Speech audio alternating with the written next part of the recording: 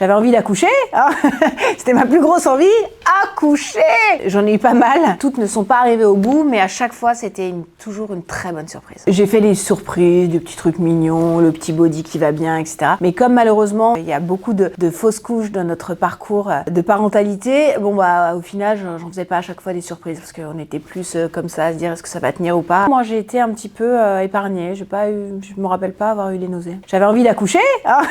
C'était ma plus grosse envie, accoucher.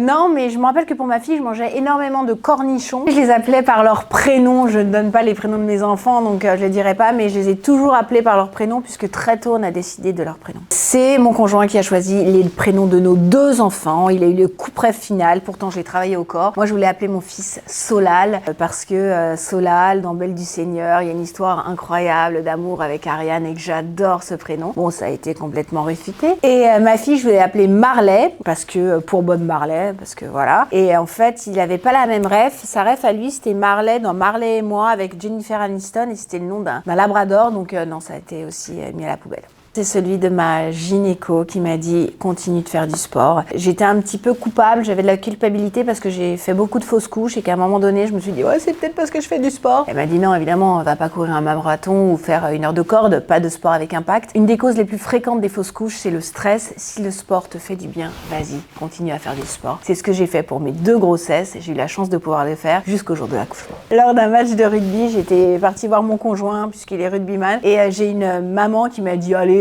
bois une bière. Moi, j'en ai bu toute ma grossesse et ça ne m'a rien fait du tout. Malheureusement, j'ai eu des péris. C'était pas du tout ce que je voulais. Le premier accouchement, si, mais elle a été mal posée.